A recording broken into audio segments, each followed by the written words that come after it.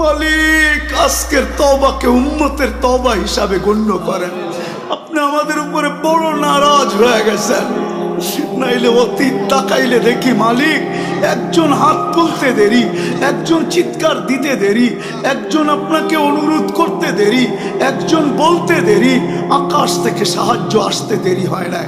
আপনার বাহিনী জাপায়া পড়তে দেরি করে নাই। আজকে তো বৎসরের পর বৎসর পার হয়ে যেতেছে, চোখের পানি শুকায় যাইতেছে।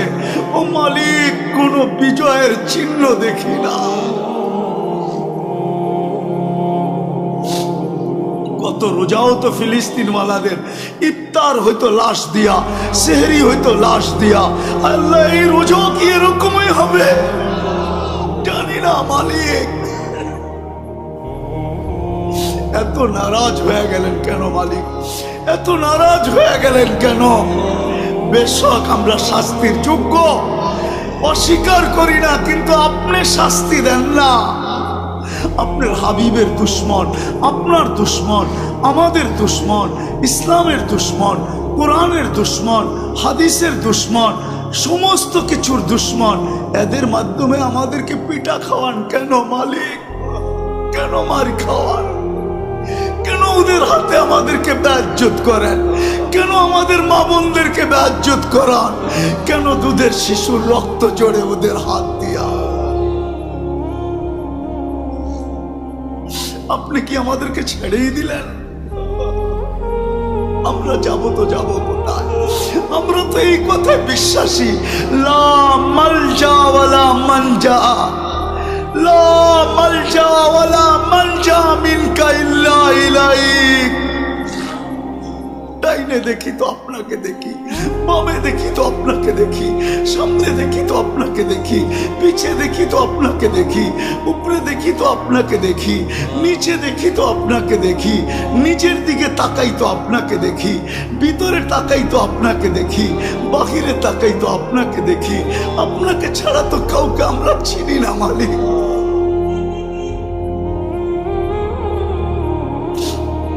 আজকে এই আলেমদের হাত খালি ফেরত দিয়েন না। আমারটা দিয়া দেন, কোনো আপত্তি নাই, কিন্তু আমার ডাইনে বামের আলেমদের হাত খালি ফেরত দিয়েন না। ইমাম খতিবদের হাত খালি হাতে ফেরত দিয়েন না। তোলাবাদের হাত খালি ফেরত দিয়েন না। তোলাবারা বসে আছে সামনে মালিক, যাদের পায়ের নিচে ফেরেশতারা পনের গালিচা বিছায়। আল্লাহ, ওদের হাত খালি ফেরত দিয়েন না। অন্তরালে মা বোনরা হাত উঠায় বসে আছে, এদের হাত খালি ফেরত দিয়েন না মালিক।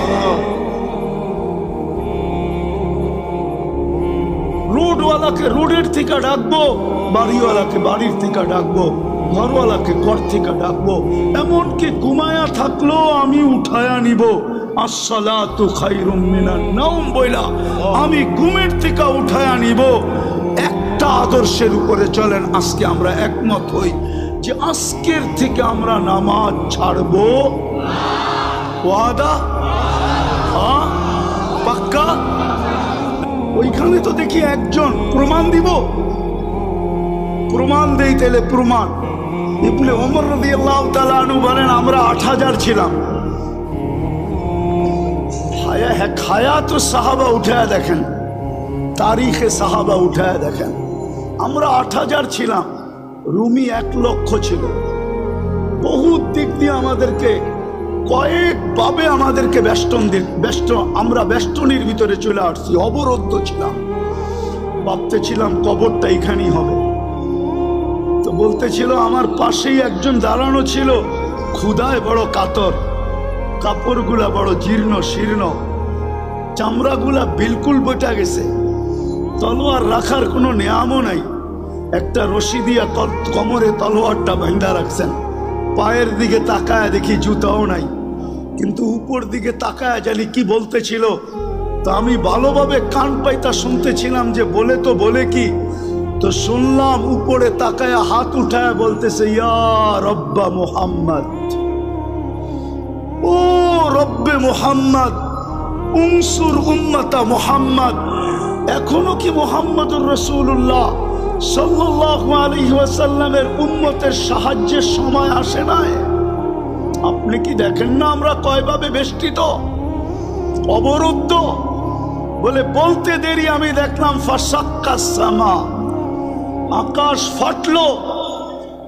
সাদা ঘোড়া সাদা পোশাকে, খোলা তরবারি হাতে, ডাইন হাতে তরবারি বাপ হাতে চান্ডা, এক অশ্বারোহী বাহির হলো। তার পিছনে সিরিয়ালে বাহির হইতে থাকলো।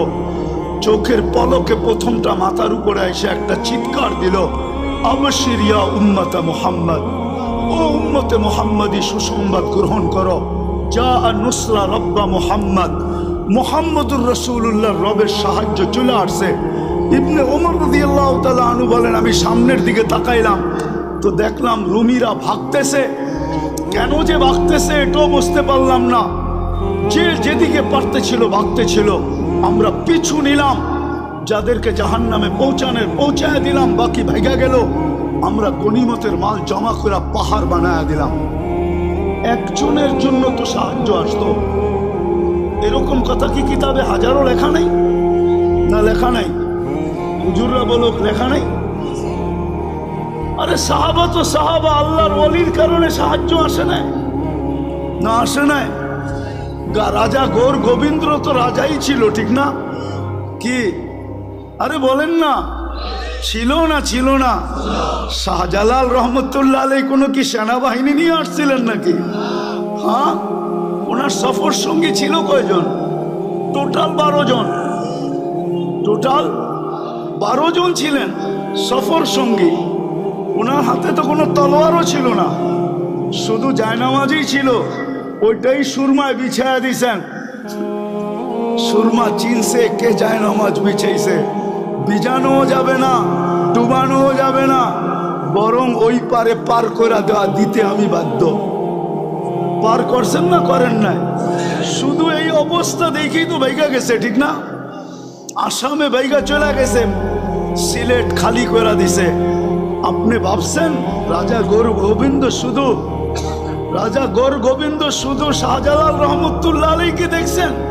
ওকে কবর থেকে উঠায় আইনা জিজ্ঞেস করলে না বোঝা যাবে কি দেখছে? হ্যাঁ, কি ওলামা একমত না দুই মত? ওরে কবর থেকে উঠায় আইনা জিজ্ঞেস করলে না বোঝা যাবে ও কি দেখছে? ও কি শাহজালাল দেখছে? হইতে পারে শাহজালালের পিছে বিরাট বড় এক ফেরেশতার বাহিনী দেখছে। সত্য এটাই। আজকে কেন সাহায্য নাই? কারণটা কি? আমি আপনাদেরকে কারণ বুঝাইতে চাইতেছি। শেষ কাজে কারণ বুঝাইতে চাইতেছি, কেন এই দুরবস্থা। আজকে মুসলমান শেষ করে দিতেছি। আজকে মুসলমান নারী বলেন, পুরুষ বলেন, যুবক বলেন, বৃদ্ধ বলেন, শিক্ষিত বলেন, অশিক্ষিত বলেন, আজকে আল্লাহর হুকুমকে ছেড়ে দিছে। আল্লাহকে নারাজ করে ফেলছে। নারাজ।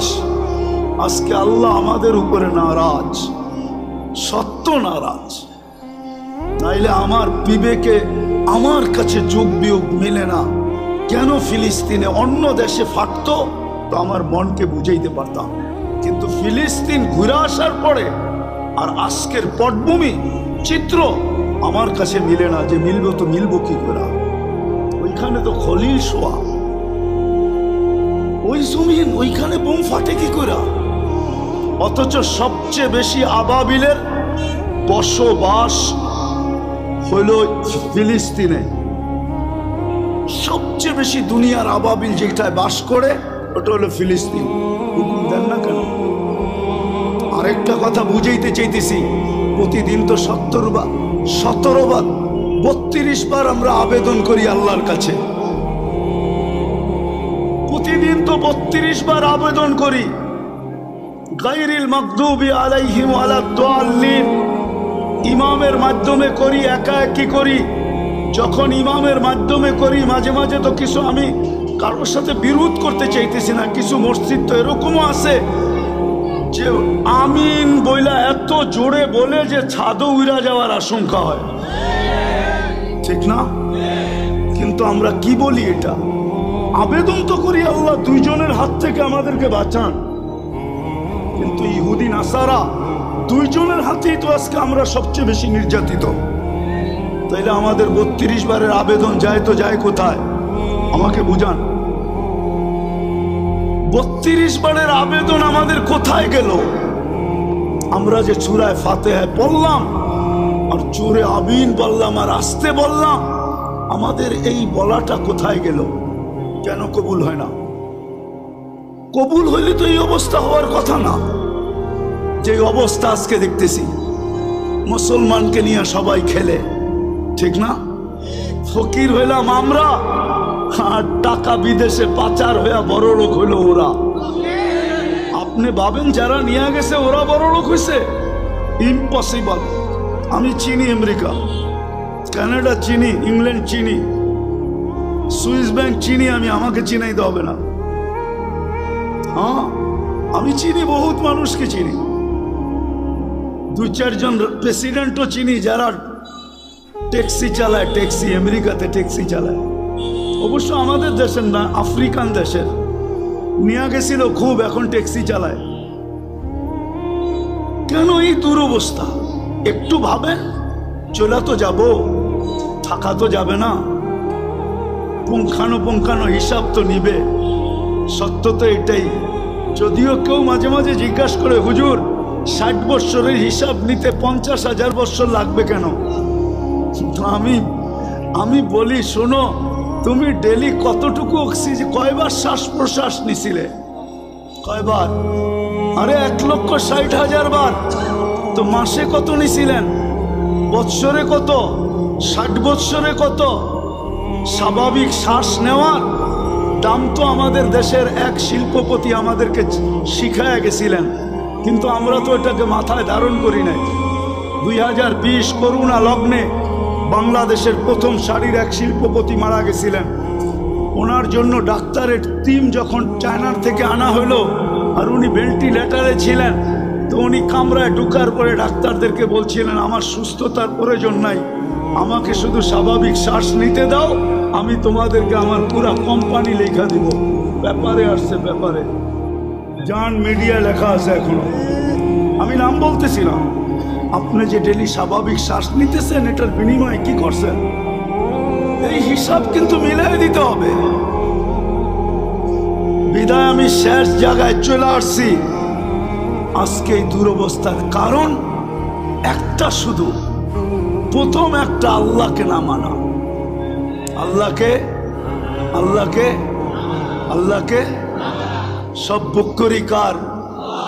কিন্তু শিক্ষিত মানুষগুলা যদি প্রশ্ন করে আল্লাহকে মানবো কি করে, আল্লাহকে তো চোখে দেখি না, লা তারাহুল উয়ুন ওয়ালা তুখালিতুহুদ দুনুন, ধ্যানধারণে আনা যায় না, ওয়ালা ইয়াসিফুহুল ওয়াসিফুন, বর্ণনা দিয়ে শেষ করা যায় না।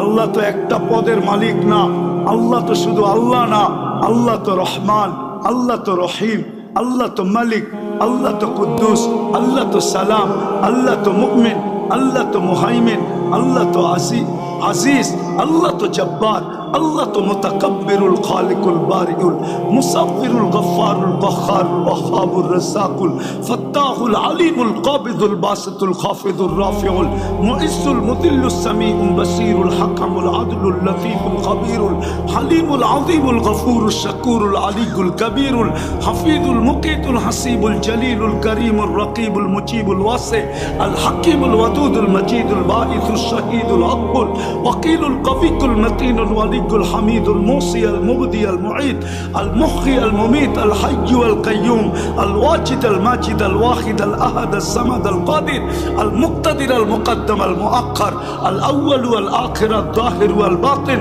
الوالي المتوالي البر التواب المنتقم العفو الرؤوف مالك الملك ذا الجلال والإكرام المقسط والجامي والغني والمغني المانع الدار النافع النور الهادي البديع والباقي الوارث والرشيد الصبور জল্লে জালালু। আল্লাহ তো 99 পদের মালিক, আল্লাহকে মানব তো মানব। প্রশ্ন যদি করে কি করে মানব? এই জন্যই আল্লাহ বলছেন সিরাতুন নবী, লাকাদ কানা লাকুম ফি রাসূলিল্লাহি উসওয়াতুন হাসানাহ, আতিউল্লাহ ওয়া আতিউর রাসূল। আমার বন্ধুকে মাইনা দেখায় দাও। আফসোস তো এইখানেই, বন্ধুকে যদি এই উম্মত মানত, তাহলে সবচেয়ে বেশি বন্ধুর আদর্শ মুসলমানের ঘরে নির্যাতিত হতো না, ঘৃণিত হতো না, অবহেলিত হতো না, দীক্ষিত হতো না, লাঞ্ছিত হতো না, বঞ্চিত হতো না। এটাই তো কাঁদি শুধু। নাইলে মুসলিম যুবক 50 টাকার চুল 500-1000 টাকা দিয়ে কাটবে কেন? বিজাতির রঙে রঙিন হবে কেন? ও কি রসুল কি আদর্শ দেয় নাই চুল কাটার? না, দেয় নাই। রসুলের আদর্শ মতো চুল কাটলে তো চুলের প্রত্যেক চুলে সওয়াবও পাইতো, আল্লাহ রাজি থাকতো, কিয়ামতের দিন হাত পাতার সুযোগ হইতো। যুবক যদি আল্লাহর রসুলকে কিয়ামতের দিন দেখতে দেরি, হাত পাততে দেরি করতে পারতো না, হাত পাততে পারতো।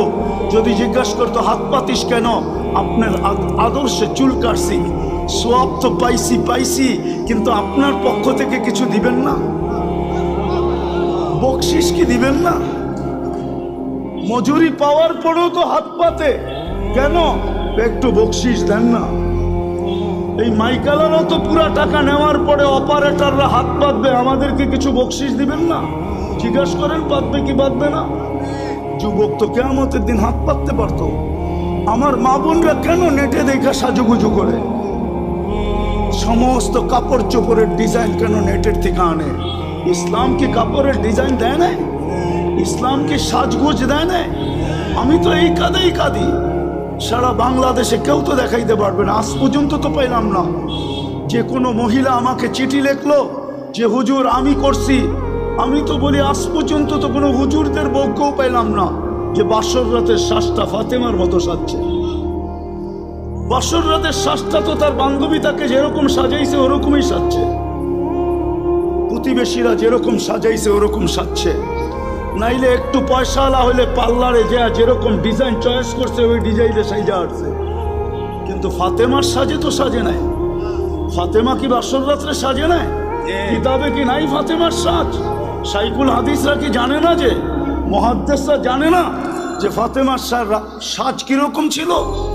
আজকে যদি ওই মহিলা সাজতো, কালকে কিয়ামতের দিন যখন আল্লাহ বলতো ফাতেমা রাদিয়াল্লাহু তাআলা আনহার হাতে ঝান্ডা দিয়া, ফাতেমা তোর মেয়েদেরকে ডাক আর চল জান্নাতের দিকে, তো এই মাও তো যায়, বোনও তো যায় দাঁড়াইতে পারতো, এই মাও তো যায় দাঁড়াইতে পারতো, এই মেয়েও তো যায় দাঁড়াইতে পারতো। ফাতেমা যদি জিজ্ঞাসা করতো তুই পাশে দাঁড়াইলি কেন? বলে আমার কাছে কিছু নাই বটে, কিন্তু বাসর রাতের শ্বাসটা আপনার মতো ছিল, বিদায় পাশে দাঁড়াইলাম, দেখি আমাকে একটু নিয়ে যান কিনা। আজকে আল্লাহ রসুলের আদর্শের স্বাস্থ্য নাই। আপনার সাহায্য হবে তো হবে কি কইরা? চিৎকার দিয়া সবকিছু জিতা যায় না, সম্মেলন করে সবকিছু করা যায় না। আপনি আমাকে বুঝাইতে হবে না, রাগ হেন না, আমার চোখের পানি শেষ। আপনি ছোট পাতলা চশমা দেখেন তো, তাই না? ভিতরে একটা মোটা লেন্স বসানো আছে, অপারেশন করে ভিতরে আমার লেন্স বসানো আছে। চোখের পানি শেষ, কানতে কানতে। দুনিয়া কম দেখি নাই, এই জন্য বলি হুজুররা একমত নাও হইতে পারে আমার কাছে। আজকে মুসলমানের দুরবস্থা, যারা নবীর আদর্শকে ঘৃণা করে, নবীর আদর্শকে ধিক্কার দেয়, যারা নবীর আদর্শকে লাঞ্ছিত করে।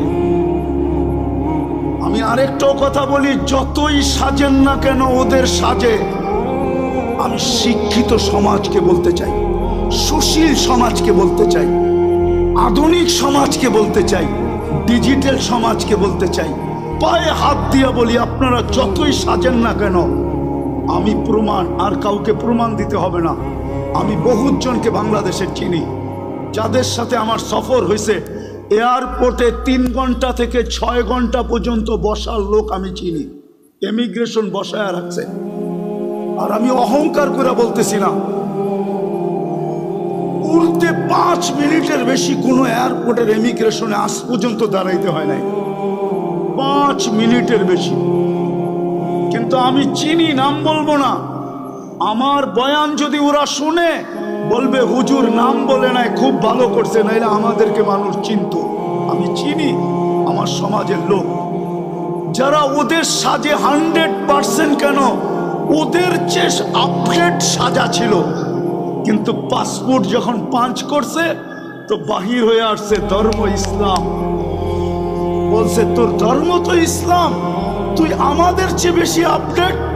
সন্দেহ আল্লাহ ঢুকায় দিছে, বস তুই, তোকে আগে যাচাই বাছাই করে নেই। 3 ঘন্টার থেকে 6 ঘন্টা পর্যন্ত যাচাই বাছাই করছে। শুনে রাখো যুবক, তুমি যতই ওদের মতো 14 তারিখ উদযাপন করো আর যতই 31st নাইট তুমি উদযাপন করো, ওদের যত কালচার তুমি নিজের ভিতরে আনো না কেন, কিন্তু এক জায়গায় তুমি ধরা খাওয়া। আজকাল সবকিছু অনলাইনে। তোমার জন্ম নিবন্ধন যখন করতে গেছে তোমার মা বাবা, তো ভুলে হইল ধর্ম ইসলাম লেখা দিয়ে আসছে।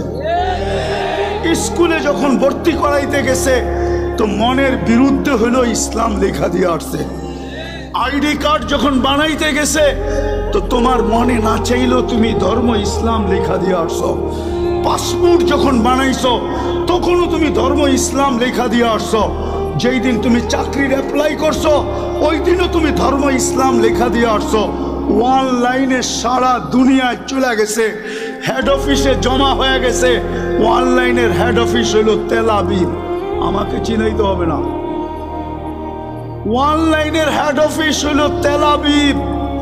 তেল আবিবে চলে গেছে তুমি মুসলিম, তোমার সাজের দিকে ওরা দেখবে না। আমার বয়ানে আছে, বয়ানে 2008-এর কাহিনী, 2008-এর কাহিনী আমার বয়ানে আছে। বয়ানে তোমার সাজগোজ ওরা দেখবে না, সাজগোজ। আমি যেদিন জার্মানির ভিসা নিতে গেছি, 6 দিন আগে আমার বড় ছেলে মারা গেছিল। আমি 6 দিন পরে জার্মানির এমবেসিতে গেছি, আমার ইন্টারভিউ ছিল। তখন আমি এই পরতাম না, সাদা লুঙ্গি সাদা পাঞ্জাবি পরতাম, এরকমই একটা রুমাল কাঁধে থাকতো। আর পান খুব খাইতাম, সাদা একটা স্টিলের পানের বাটা হাতে থাকতো, লাঠি থাকতো না। আমি পান খাইতে খাইতে ঢুকতেছিলাম। ইন্টারভিউর সময় ঘড়ির কাঁটা দেখা, কিন্তু ভিতরে ঢুকা আমি দেখতেছিলাম মনে হয় আমি একটা কুকিলের মেলে একটা কাকেই গেছিলাম। সবাই আমার দিকে যেরকম চাইতেছিল, তো আমার মনে হইতেছিল আমি কুকিলের মেলা একটা কাক। কি ওরা যেইভাবে সাজগোজ করে গেছে, আমাকে ইন্টারভিউর জন্য যখন ডাকছে, আমাকে প্রথম প্রশ্ন ছিল, তুই এতদিন জার্মানি যাস নাই কেন? সেনজিং ভিসা, আমার 25 দেশের সফর ছিল। তা আমি বললাম প্রয়োজন ছিল না, এত দেশ গেলি, জার্মানি গেলি না, এখন দরকার যাব। জিজ্ঞাসা করলো তুই কি করিস? বললাম। তো জিজ্ঞাসা করলো আমার সোনাগুলা কালো হইলো কেন? তা আমি বললাম তুমি পারফিউম খুব ব্যবহার করো মনে হয়। বলছে হ্যাঁ। তো এগুলা আমি পরিষ্কার করব কি করে? আমি বললাম চলো আমার কারখানায়। বললো এত দূর তো যাওয়া যাবে না, ঘরোয়া পদ্ধতি বলো। তা আমি ঘরোয়া পদ্ধতি বলতেছিলাম, আর ওর ভিসা প্রিন্ট করতেছিল। আমাকে বলল 600 এত টাকা দাও, 6000 এত টাকা দাও। দিলাম। আমাকে বলল তুই 2 মিনিট বস। আমি তো দেখছি ভিসা প্রিন্ট করা শেষ, ও শুধু সিগনেচারের জন্য যেতেছে। গেল 1 মিনিট পরে এসা বলতেছে ভিসা ওকে নিয়ে যাও। তো মানুষ তো ভিসা এমনি দেখে, আমি উল্টা দেখতেছিলাম। মানে ভিসার মুখ ওই কুকিলদের দিকে, আর পাসপোর্টের উল্টা সাইডটা আমার মতো কাকের দিকে। মানে আমার উদ্দেশ্যই ছিল যে দেখাই সাইজা গুজা আসলেই ভিসা মিলে না, এই দেশের নিয়ম এরকম না। নাইলে আমার সমাজ, আমার যুবকরা 30 লাখ দিয়ে ইউরোপে কেন যাবে? শত যুবকের কবর কেন সাগরে হবে? আমি চিনি আমেরিকাতে যারা 50 লাখ টাকা দিয়ে মেক্সিকোর জঙ্গল দিয়ে পার হয়েছে।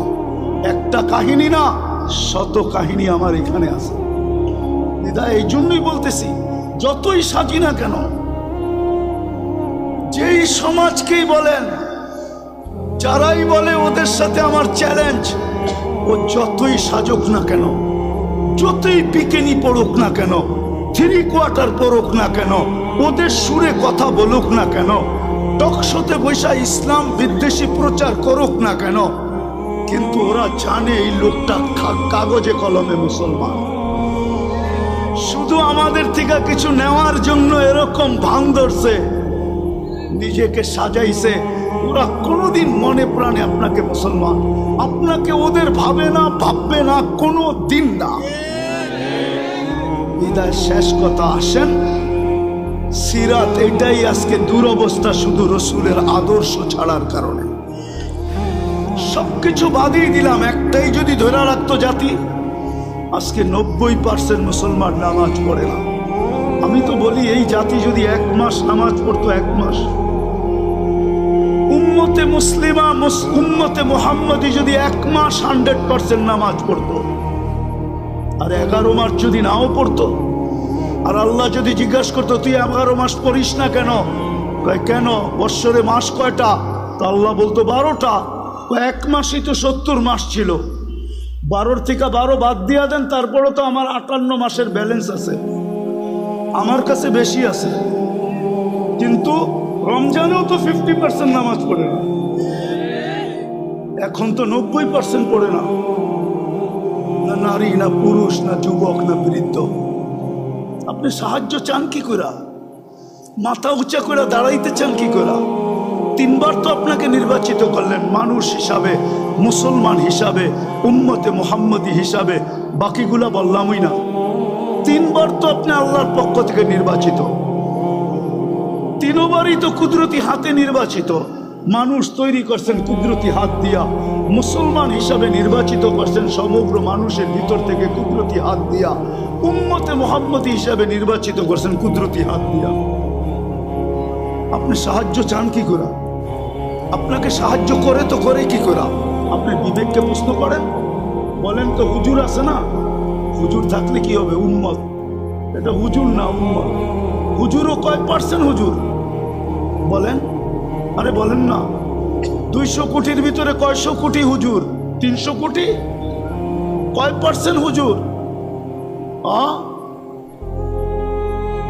বাংলাদেশে কয় পার্সেন্ট হুজুর? সারা দুনিয়ায় কয় পার্সেন্ট মুসলমানের ভিতরে হুজুর?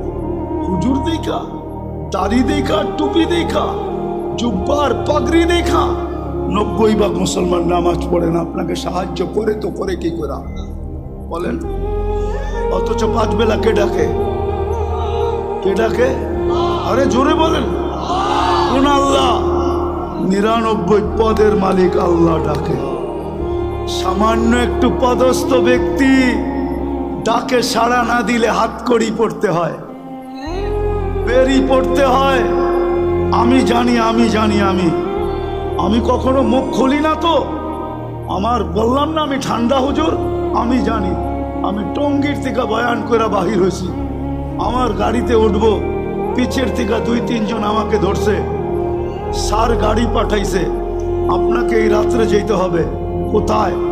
জায়গার নাম বলছে যেটা বাংলাদেশের এক কোনায়। স্যারের প্রোগ্রাম কালকে দুপুরে। আমি বললাম আমার 3টা মাদ্রাসার প্রোগ্রাম আছে। বলছে স্যার এত কিছু জানে না, গাড়ি পাঠাইছে, আমাদেরকে পাঠাইছে। সোজা গাড়িতে বসেন, বাসায় ফোন করেন, সসজ্জায় আপনাকে কালকে আবার গাড়ি দিয়ে ঢাকা পৌঁছায় দিব। আমি ওই ব্যক্তি, আমি সামান্য একটু কথা না মানলে হাতকড়ি হয়, বেড়ি হয়, জেল জরিমানা হয়। ও ঢাকার মানুষ বলেন না ডেলি 90% মুসলমান নামাজ পড়ে না। 5 বেলা আল্লাহ ডাকে, বুক করে কাটটা।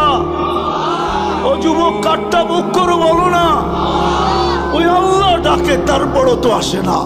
আপনাকে যে এখনো বাঁচায় রাখছে, শুকরিয়া আদায় করেন। এই জন্যই তো ইহুদিরা একটা স্লোগান দেয় বর্তমানে। হিব্রু ভাষা তো বোঝেন না, শুধু চিৎকার দেন। ইহুদিদের একটা স্লোগান এখন চলতেছে, স্লোগান সারা দুনিয়ার ইহুদিদের, যেটা আমি আরবি ভাষায় বানায় নিয়ে আসছি। ইহুদিদের স্লোগান, এখনই সময়, এখনই সময়, এখনই সময়। আনতুদাম্মিরুল মুসলিমিনা কাইফা তুরিদুনা আনতুদাম্মিরুহা। এখনই সুবর্ণ সুযোগ, যেমন মনে চায় মুসলমানদেরকে জমিনের সাথে মিশিয়ে দাও, এখনই সুযোগ। আপনি বলবেন কেন? ওদের কিতাবে লেখা আছে যেই দিন ফজরের জামাত আর জুমার জামাত মুসলমানের সমান হবে, ওই দিন মুসলমানের বিজয়ের পালা শুরু হবে। ওরা শুধু আপনাদেরকে দেখে না, আপনাদের মসজিদের উপরও স্যাটেলাইট লাগায় রাখছে, সিসি ক্যামেরা লাগানো আছে। ওরা দেখে ফজরে কয়জন, জুমায় কয়জন। এই জন্যই ওরা চিৎকার দিতেছে, এখনই সুবর্ণ সুযোগ। আরেকটা মনে উঠলো,